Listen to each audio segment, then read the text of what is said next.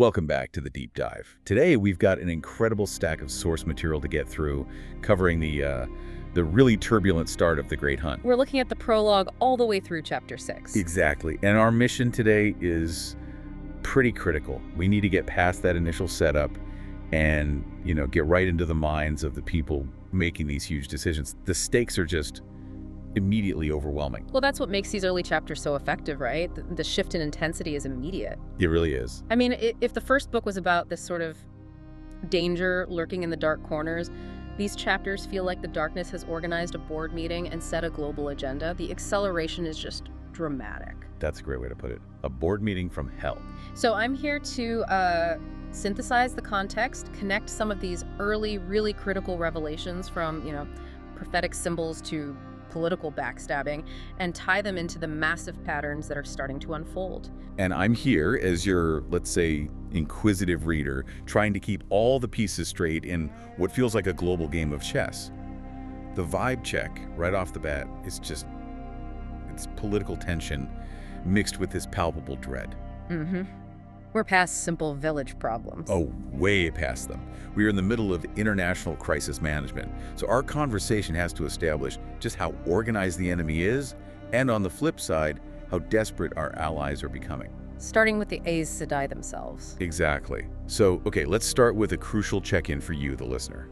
Where are our core characters when we dive into this analysis? We are firmly planted in Fal Dara. It's a key location, a stone-walled fortress town deep in Shinar. And Shinar is one of the Borderlands. It's basically the front line. It is. It's a nation designed specifically to be a buffer, to guard against the physical threat of the Blight and the Shadow's forces. So, the physical security of this place is supposed to be a sanctuary. But it's not. As we find out very quickly, sanctuary is an illusion.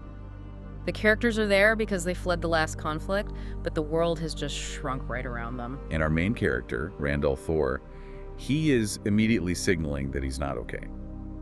Chapter 2 gives us this really visceral look at his state of mind. Right, he's perched on top of a tower. Which feels so symbolic, Yeah. Exposed, high up, all alone.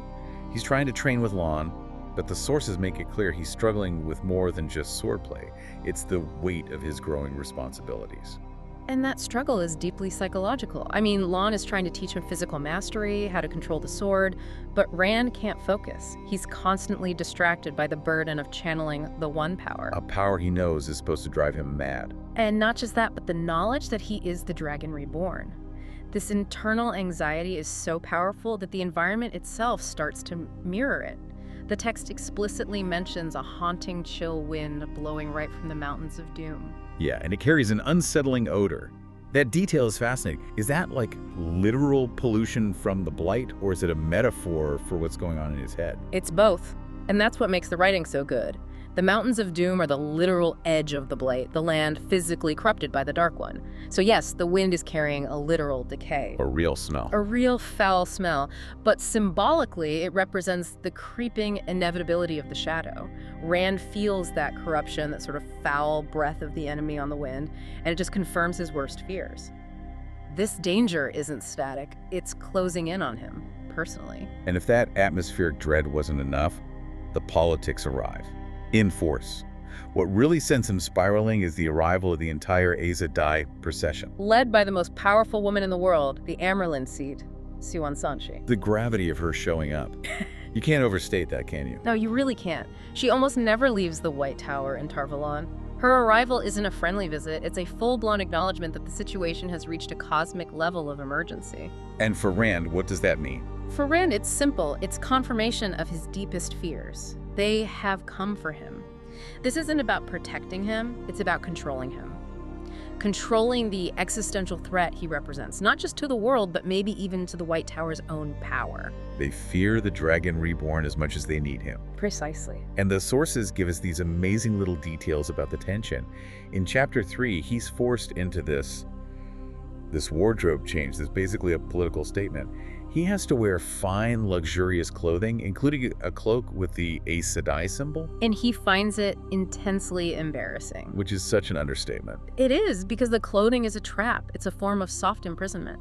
He's terrified that this expensive, attention-grabbing uniform will draw unwanted attention to his true nature. By making him wear their symbol, they are publicly claiming him as their asset. They're putting him on display. He hates the visibility that comes with his power. And you see this desperate counterpoint to it, which is so moving. He's clutching these reminders of his old life.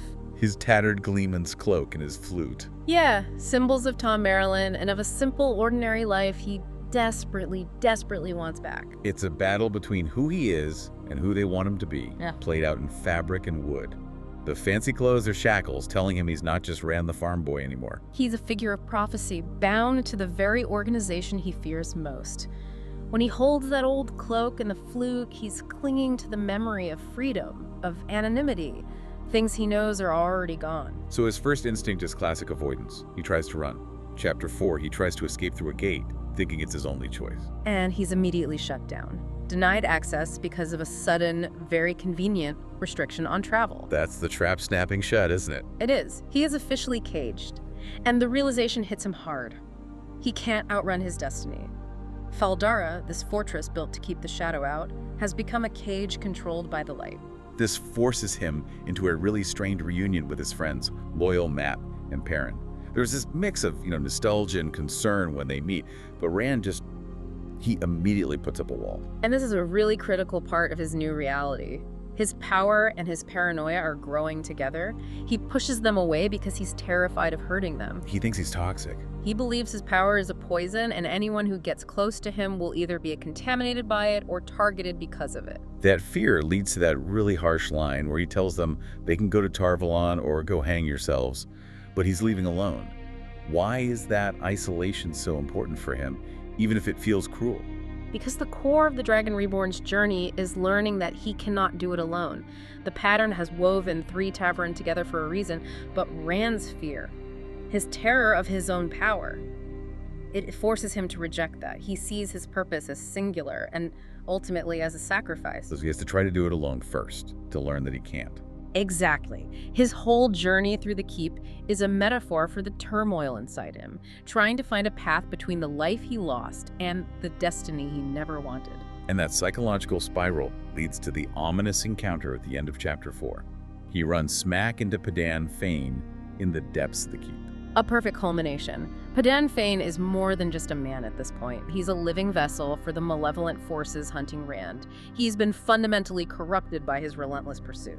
So Rand is trapped, physically and emotionally, and then he comes face to face with the very source of the pressure that ruined his life. It's the perfect setup. It establishes the hero's internal crisis, and now we have to turn our focus to the villains and understand just how terrifyingly organized they are. Okay, this is where the Great Hunt just immediately signals its scale. The prologue, In the Shadow, doesn't even focus on our heroes. It gives us this unprecedented, terrifying look behind the curtain. Let's unpack this Darkfriend Social. The shift in perspective is radical, and it's brilliant. The prologue is crucial because it immediately establishes that the shadow isn't just Trollocs and fades in the wilderness. Right, it's not some mindless horde. No, it is a sprawling, deeply embedded global organization. It has high-level operatives infiltrating every single corner of society. We are witnessing a top-tier strategy meeting through the eyes of a man known only as Bors. Our cynical, ambitious guide to evil. Precisely. And the setting itself is just. It's perfectly sinister. It's described as this dim, majestic chamber, almost like a palace, but it has this immediate sense of coldness and foreboding. The environment is a perfect mirror for the Darkfriends themselves. They crave the majesty of a palace, but all they get is the coldness of their master's favor. This isn't a bandit camp. This is the refined corporate center of evil. And Bors is watching his masked companions, and we immediately learn about the paranoia baked into this whole organization. Yes, the sources mention that a good quarter of them didn't even bother with an extensive disguise beyond the black masks. Why is that? What does that tell us about them? It confirms this intense internal competition and a necessary reliance on concealment. They are masked because the stakes are so high they don't trust anyone. Not even their own peers, people who share the exact same dark allegiance. They're all rivals. They are. Bors reflects that they're there to glean weaknesses in others to gain an advantage. This is not a collaborative effort. It's a raw survival mechanism in a high-power, high-stakes environment. Betrayal is just. It's always on the table. Trust is a rarity. So this is basically the most cutthroat, corporate board meeting ever assembled, where every single person is trying to get a promotion and maybe murder the person sitting next to them. That's a perfect analogy, and that power dynamic is immediately cemented by the arrival of the Shadow's elite. First, the Murderall enters, the half-man. And its entrance is pure theater, a display of command. It instantly creates this palpable fear and absolute submission. This demonstrates the physical, supernatural threat the Dark One holds over even his most powerful human followers. These are nobles, merchants, politicians in their day jobs. Yes, high-status people. But here, they cower. They know the hierarchy is absolute, and their worldly status means nothing to a creature like a Murderall. But the real draw, the reason they're all here, is Balzaman himself. He appears, radiating authority and dread, and he provides the one core motivator for all of them. And this is where it gets really, really interesting. We learn the true price of their loyalty. The key motivator is the promise of eternal power. And the allure of eternal life. Exactly. We get that direct quote showing just how powerful this pull is, even on a veteran plotter like Bors. Even the man who called himself Bors felt the pull of that promise, the promise for which he had dealt away his soul 100 times over. Hold on. If the ultimate fate for the dragon for Rand is some kind of bloody sacrifice, the ultimate offer from the Shadow is the exact opposite. Immortality. That one line explains everything, doesn't it? It's why they do it. It's the entire bargain let bare. He's rationalizing his loyalty to darkness because the personal gain is just. It's overwhelmingly tempting in a world defined by war and fear and death. It's an existential desperation. They don't just want power now, they want to transcend mortality forever. Think about the risks they take. Death, exposure, torture, eternal damnation by the light. The only thing that can possibly outweigh that crushing risk is the promise of immortality, of surviving the final battle and ruling for all time. And Bors himself shows just how far this network reaches. He's a high-ranking noble preparing to go back to his life in Terabon, thousands of miles away. This confirms it. The Dark Friends are everywhere, high and low, across all borders. They aren't just bandits, they're judges, generals, merchants, anyone with power. This social isn't a meeting of foot soldiers, it's a global summit of silent conspirators. And Balzaman shifts his focus from this grand promise to specific targets. 3 young men, Rand, Mat, and Perrin. They're key to a larger plan. Yes, and Bors is given these clashing instructions. He has to observe them, manipulate them, and this is probably the most strategically terrifying part of the prologue. The idea that the Dark Friends are all getting different orders. And that they're tasked with supporting the Shadow's plan while simultaneously undermining each other. They are not a unified force. Wait, that seems counterintuitive. Doesn't that make the Dark One weaker if his own followers are at each other's throats? You'd think so, but it's actually a deliberate feature of his strategy. It shows a profound cynicism about human nature. He's betting on their greed. Exactly. He knows human ambition is a more reliable force than loyalty. By giving out contradictory orders, Balzaman ensures 2 things. First, every possible path to capturing or killing the dragon is being pursued through this manic, decentralized effort. And second, Only the most ruthless ones survive. it purifies the ranks through constant, self-inflicted toxicity. Only the most cunning, the most ambitious, the most successful Dark Friends will rise. It's a brutal but effective system. The deadly implication is laid bare right there in the text. But from his orders alone, they could all die at any time. And he had to think that some of the others, at least, had orders as deadly for the 3. It confirms it. They are actively competing to kill the targets, and probably to kill each other if it means getting ahead. It raises the stakes for Rand, Mat, and Perrin exponentially. They're not facing one coordinated attack. They're facing a dozen competing conspiracies at the same time. Any one of which could succeed. The conflict is no longer just good versus evil. It's organized chaos versus reluctant destiny. So while Rand is desperately trying to escape being the hero, the forces trying to kill him are locked in this ultimate toxic workplace. That prologue completely resets the scale of the threat. It does. Bors leaves, rattled but resolute, and goes back to his noble life in Terabon. The stage is set. The world is surrounded by a highly organized, internally toxic, and globally distributed enemy. Speaking of internal toxicity, let's pivot from the Shadow's dark halls to the White Tower's quarters of power. We're moving into chapters 5 and 6 now, which take us into Moiraine's world. And it shows that these power struggles and the paranoia, they exist just as much on the side of the light. Absolutely. Moiraine is in an impossible position. She's trying to save the world from the Dark One while simultaneously trying to avoid being executed by her own political superiors. And Chapter 5 is all about her trepidation as she prepares to meet the Amyrlin Seat, Siuan Sanche. She puts on her formal shawl, and it's not just out of respect. She knows she's walking into a political minefield. The sources say she's wrestling with a sense of impending danger and uncertainty. The political currents in the White Tower are swirling. Her previous actions, hunting for the tavern, were incredibly risky, borderline treason from some perspectives. And we see the tension immediately with the factions present at the meeting.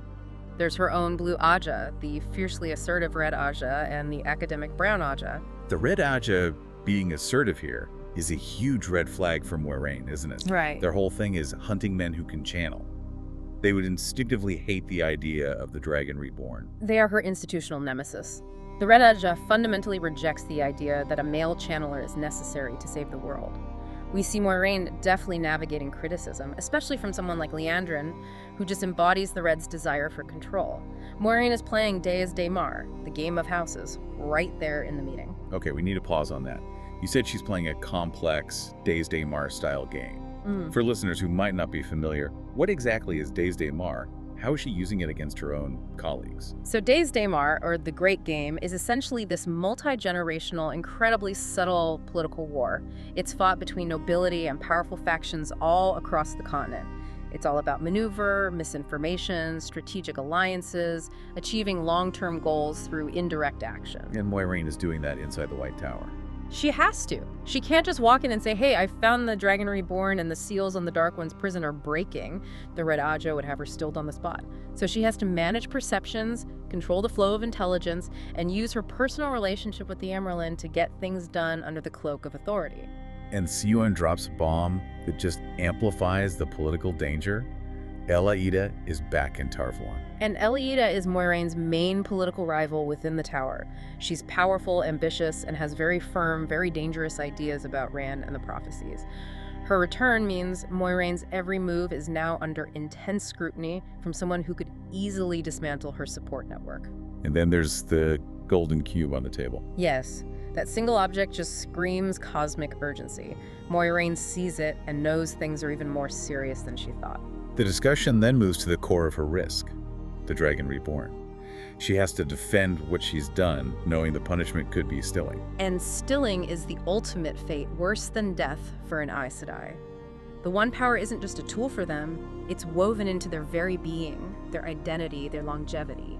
To be stilled is to be severed, spiritually crippled. The fact that Moiraine knows that's a real possibility shows just how far she's pushed the boundaries. She has. She's willingly placing herself under that threat, which is the single greatest piece of leverage the Amyrlin holds over any Aes Sedai, all to follow the prophecies.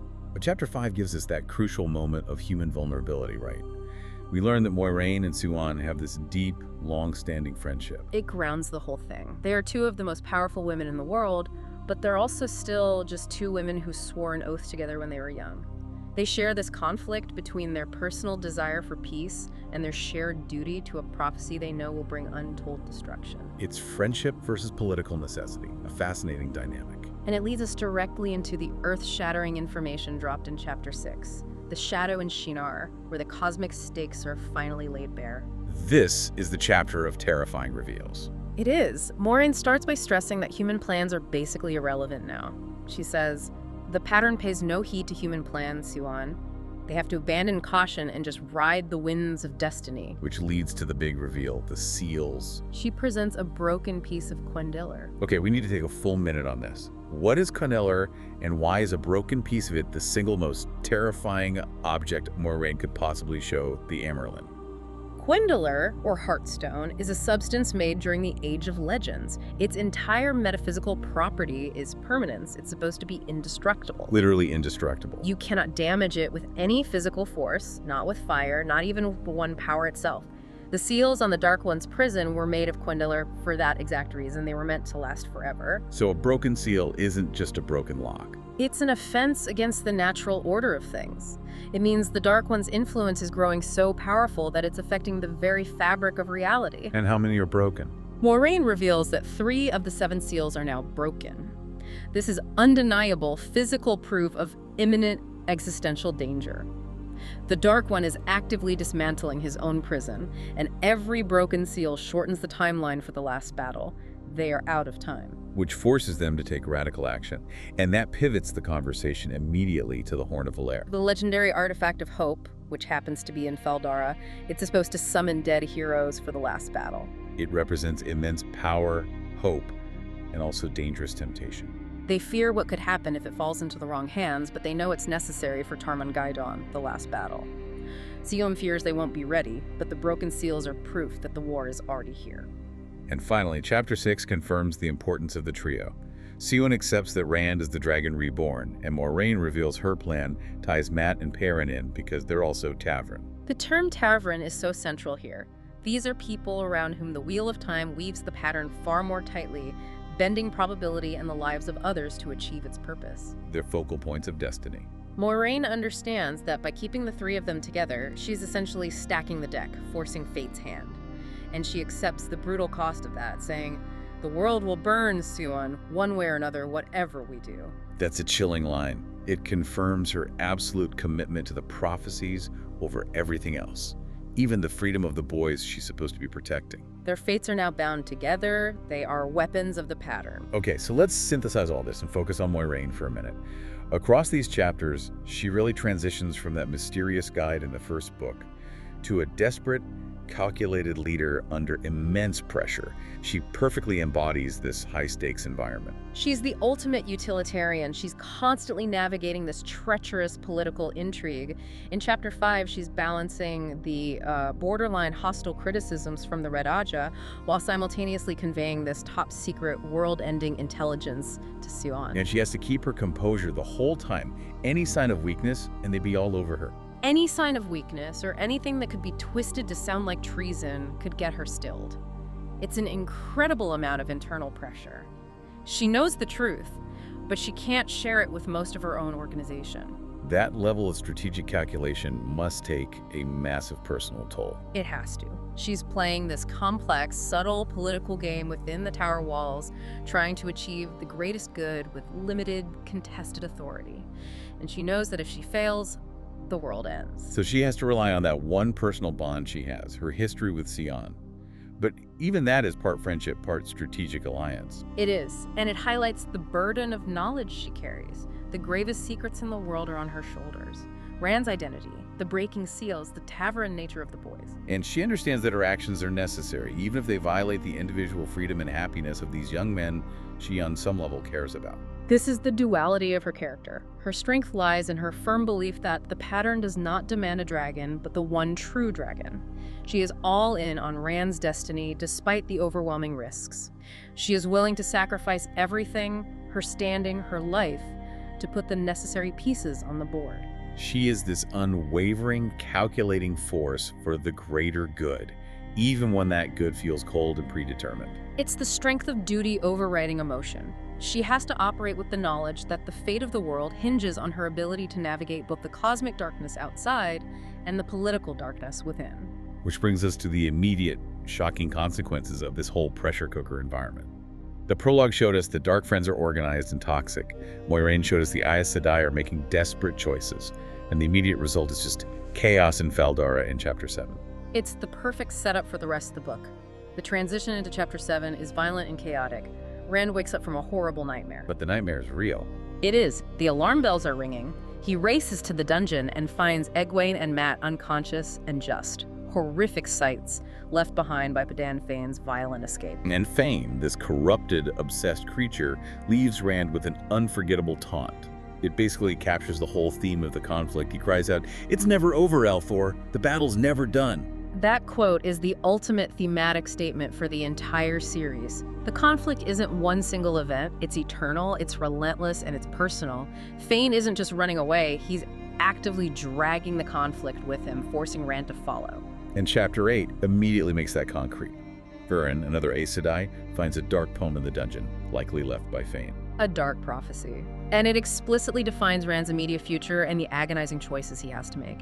It speaks directly to his internal conflict. Isolation versus companionship, sacrifice versus self-preservation. Let's look at those words because they're so eerie. Blood feeds blood.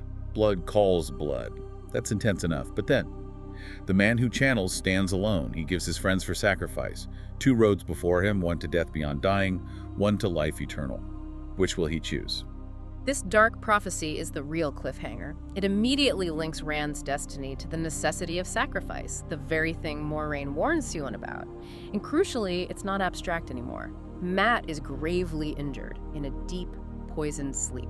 Because the cursed dagger he was bonded to was lost during Fane's escape. And Fane has it. So the quest is immediately set. Fane, who escaped, now has both the Horn of Valere, the ultimate prize of the light, and the one thing that can save Rand's best friend. The stakes are now intensely personal. The urgent hunt for Fane to get the dagger to save Mat and to recover the horn is going to drive the entire next arc. Rand's destiny is no longer theoretical or political. It's an immediate life-or-death quest. He's forced out of his self-imposed isolation and thrust directly into action, leading a desperate pursuit against a truly malevolent and now highly motivated dark enemy. The game has begun. So this deep dive has revealed that the darkness is far more organized than we ever thought. It's operating through this toxic, ambitious framework of the Darkfriend Social. They're actively dismantling the world by breaking the Quendular seals, which is forcing players like Moiraine and Siuan to make these radical, risky choices. These initial chapters just strip away any lingering innocence from the first book and establish the true complexity of the Shadows' War. It's a war fought with espionage, political maneuvering, cosmic prophecies, and intense personal sacrifice. The scale has jumped from a local skirmish to a global confrontation instantly. So, a final provocative thought for you, the listener, to mull over. We learned today that the Shadow offers its followers, people like Boars, this incredibly seductive promise of eternal life and power, the ultimate escape from death. Given the constant danger that Rand and Moiraine face, the threat of stilling or a violent final death, what moral price would you be willing to pay for the power and immortality that Boars craves? Think about that moral ambiguity. I mean, the price is your soul, but the reward is eternity. When the alternative is just dust, that bargain becomes incredibly difficult to refuse. It puts the internal conflict of the Dark Friends into sharp, terrifying focus. It really does. Next time on the deep dive, the hunt begins. We have to find the horn, we have to save Mat, and we'll follow Rand as he learns the true meaning of duty when faced with impossible odds and a direct, personalized prophecy of sacrifice. Farewell, and may the light illumine you on your path.